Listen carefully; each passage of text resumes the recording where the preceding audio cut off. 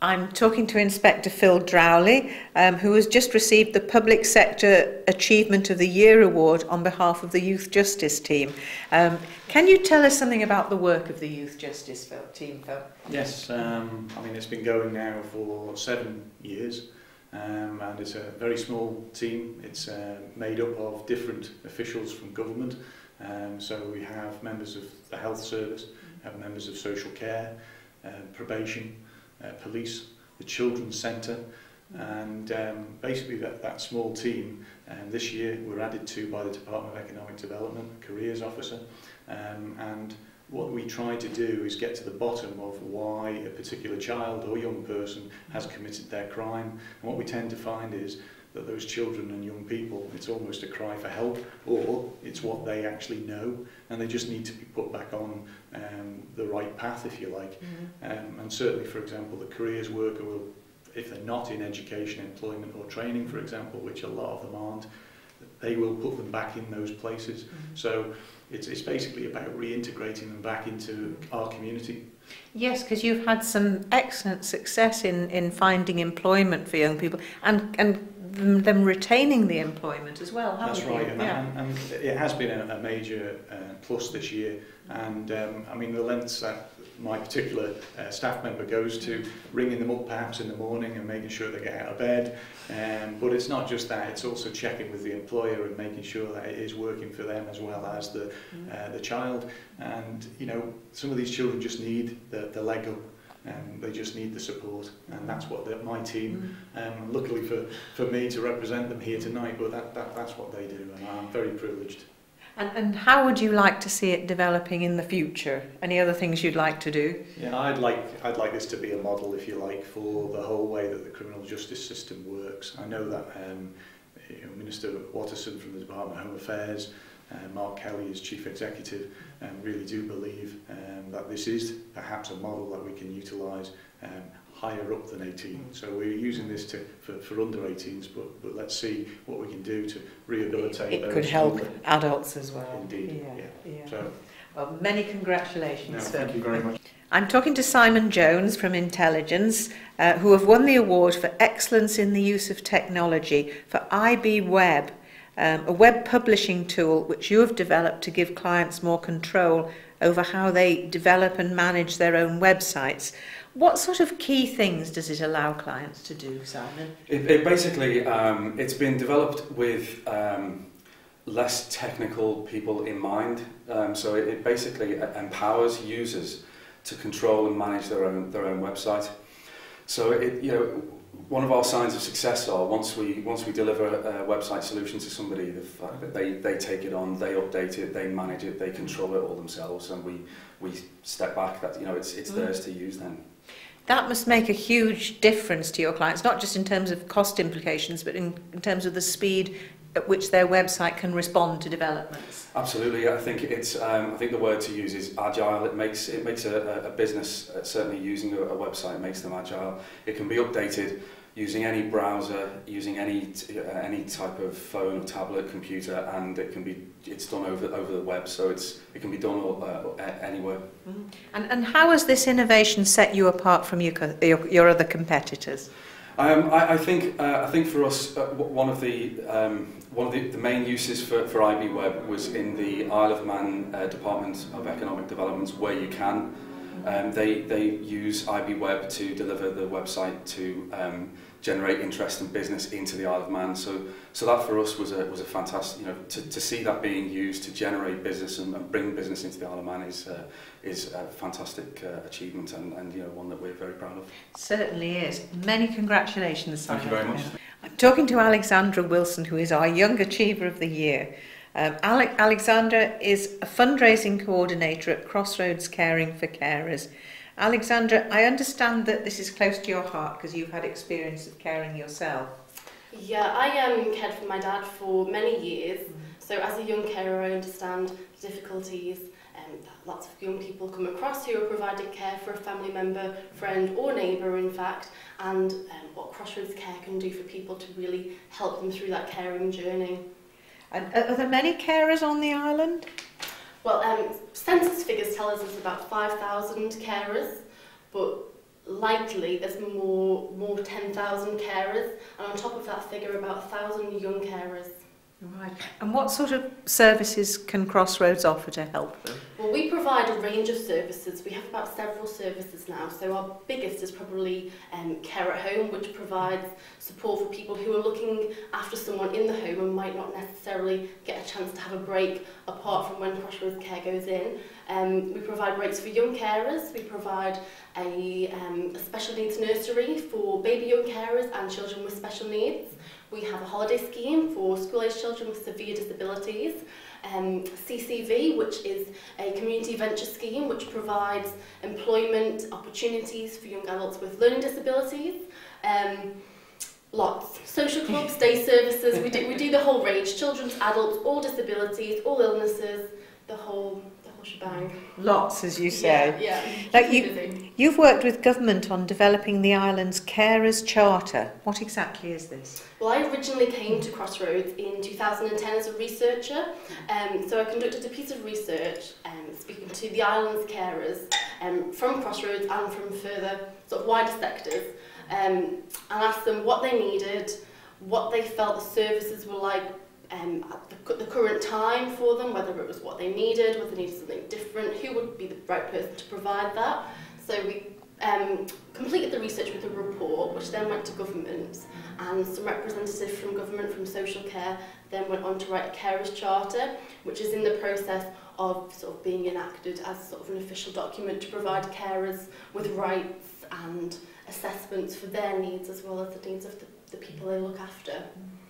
Oh, well, that's quite something, because carers often don't get the recognition they deserve, Yeah. do they? And they probably feel quite isolated a lot of the time. A lot of the time, it's quite hard because caring can be so vast. There's a vast range of scenarios, so it's difficult to reach out to every single person, especially with just one document or one piece of legislation. But it should make inroads into what we want to achieve in the end. So yeah, it's a good move. Yeah. Fantastic. I'm talking to Mike Kelly from the Isle of Man Post Office. You've just collected an award on their behalf as International Company of the Year. Mike, I'm sure we would tend to think of the Isle of Man Post Office as very much a local institution. Can you tell us what constitutes the international dimension of your work and services? Yes. The Post Office has a huge role to play in the community on the island, which is the local dimension, but the world is changing, people's communication styles are changing, so we have to look to new products and services which we're selling now on a global basis. They tend to be niche products in niche markets around the world. So where are you seeing the biggest growth at the moment? Two areas. We're providing niche products to the gaming industry with clients in South Africa and Australia, and we are providing digital services, data capture. We have a new product which is called ePostbox, which allows people who are travelling a lot to access their physical mail on their smartphone or on their computer anywhere in the world. So it's products like that where we're putting out into the marketplace to just broaden our customer base and our horizons. I suppose it's slightly ironic that as the internet has sort of, seen a reduction in people sending physical letters and sending emails instead, but it's also meant a huge growth in internet shopping, and you're presumably delivering lots of parcels. Yes, the three-dimensional mail, as we call it, is increasing because of the internet shopping. But changing circumstances present opportunities, and we're taking advantage of these by providing different types of service to our existing customers. Yes, and any of the products unique to the Isle of Man Post Office? We have some digital data capture products which we think are unique. Some of the other products we're working with carefully selected partners from around the world. And of course, the Philatelic Bureau must have customers from all over the world as well. Yes, they do, and they are the postage stamps we produce on the island have a huge reputation around the world. I mean, this year the innovation that team has is incredible, because they produced stamps this year for the Olympics, which when you scan with your smartphone, it actually plays a video of the stamp theme on the phone itself. So it's incredible technology. Yeah, that's amazing.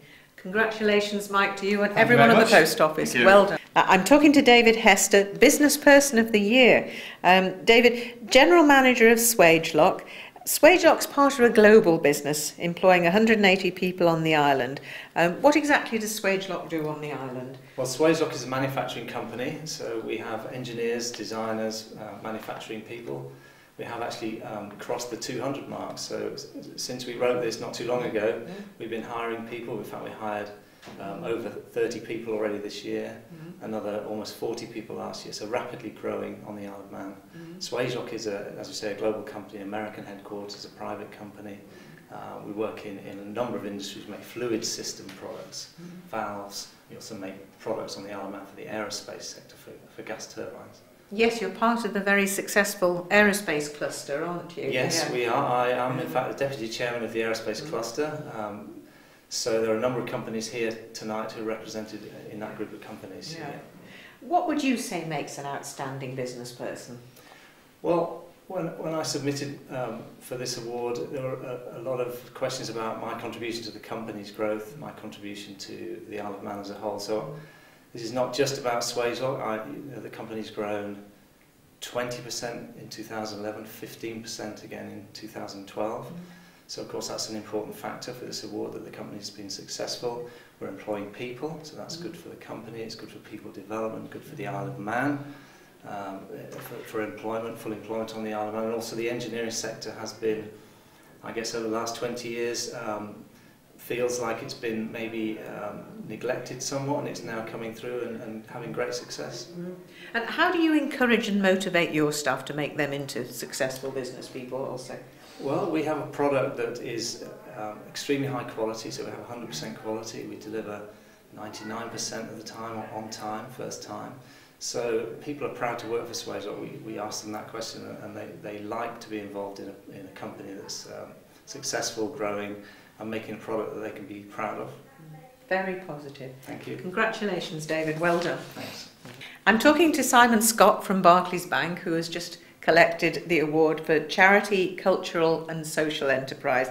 Very appropriate, because Barclays Charity of the Year is a bit of an institution on the island, isn't it, with the matched funding that you offer. How many years have you been involved in charity in a big way on the island at Barclays? Well, I've been on the island for 10 years and we've always had a Charity of the Year. This year it's Crossroad for Carers, last year it was the Hospice. We choose a different charity every year. It's the choice of the members of staff within Barclays. So it's their choice, and there's lots of fundraising, lots of other activities that we do to support that charity. I believe they were out doing Strictly Come Dancing today? I believe so, on the High Street. I missed it actually, but John Wagstaff from our team was dancing. I think he was doing the tango down the High Street, but I've got it on video, but I wasn't available to see it. But I gather he did a great job, and he raised lots of money. Oh, excellent, excellent. Because this year's fundraising challenge has been especially spectacular, hasn't it, what you've managed to achieve?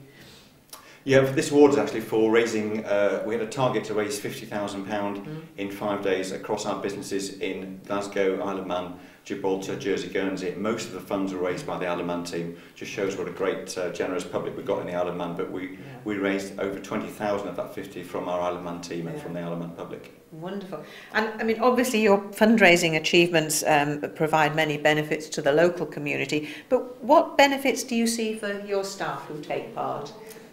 It's a key part of what our staff do. They enjoy it. It's part of our culture.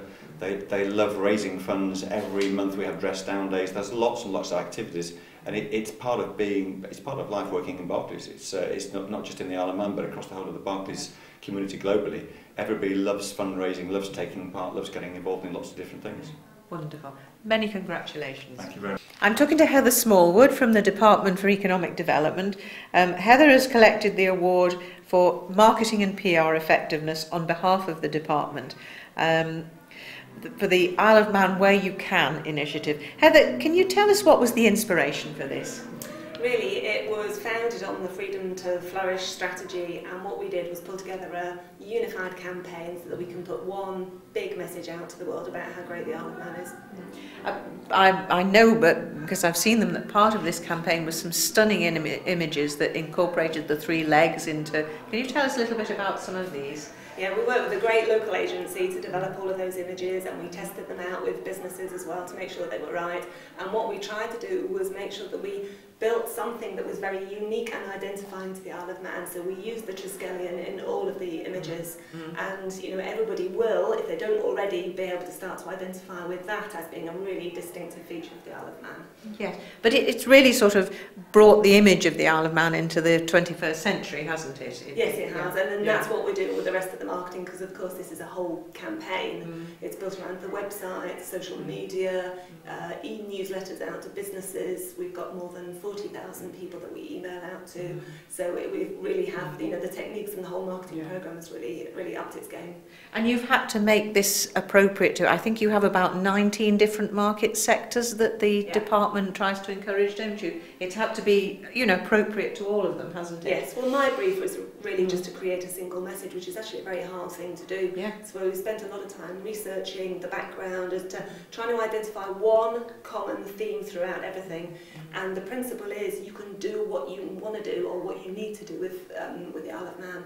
And what has been the response to it from customers and their potential customers? We've had great feedback from industry, and so much so that we're working with them more and more and more to help generate materials that they can use themselves when they're out promoting the Isle of Man around the world.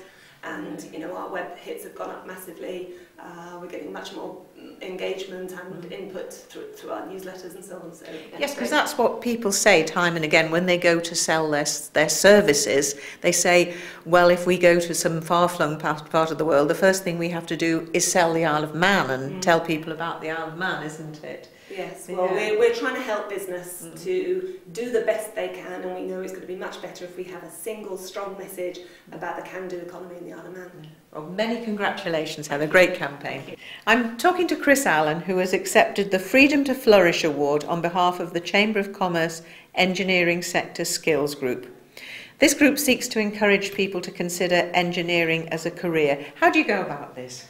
Well, part of our challenge is to make sure that students and the youth of today are made aware of the opportunities for skills and careers within the engineering and manufacturing environment. Manufacturing and engineering seems to have dropped off the map a little bit with regard to career choice, and we have a very strong and flourishing industry on the Isle of Man, and our aim is to make sure that we keep it sustainable on the Isle of Man by introducing more people at the young end to replace the skills that we're dropping off at the far end. And part of our challenge has been to make sure that students are aware of careers that are available on the Isle of Man in manufacturing. And would students typically train, would they go to university, or would they tend to train on the job more in an engineering environment? Well, we have quite a breadth of requirements within manufacturing. People have this old-fashioned view that manufacturing is about people wearing overalls, hitting metal with hammers, lots of sparks and things flying, but manufacturing these days is very high-tech and employs a huge range of skills. I mean, we've got accountants that look after the money, we've got scientists that look after some of the processes, we've got engineers that design products, we've got operators who operate equipment, we've got skilled people who make the parts, we've got HR, we've got marketing, we've got sales. You know, we've got a breadth of opportunity for youth of today. And the trouble with manufacturing, particularly on the Isle of Man, our products are sold off the island, so our customers, the Isle of Man population don't really see what we're up to because they're not customers of our products. But in response to all the wonderful work you've been doing in the classroom with the ACE project, are you seeing an increase in interest in careers in engineering? Yes, we are. It's phenomenal. The Sector Skills Group really started about 5 or 6 years ago, and my business in particular, we were advertising for apprentices, and we had 2 vacancies about 6 years ago, and we had 2 applicants. And that was typical of manufacturing applications across the island. We introduced the ACE programme, and ACE stands for Awareness of Careers in Engineering. And this programme is sponsored by manufacturers and also the Department of Economic Development. And we have a champion that goes into the schools and animates the curriculum with products that are made on the Isle of Man and brings engineering to the classroom. And as a consequence of that programme, which has been running now for 6 years, we are starting to see applications come through of a higher calibre and a higher number. For example, we advertised for apprentices this year and we had over 100 applicants. That's a big increase from 2, isn't it? Absolutely, yes, and we get the opportunity then to pick, you know, the strength with, you know, we've got a broader choice, we've got a better opportunity to get the best people in. And also it's good for the Isle of Man. There are 52 manufacturers on the Isle of Man, people are not aware of that, and over 3,000 people are employed in the industry.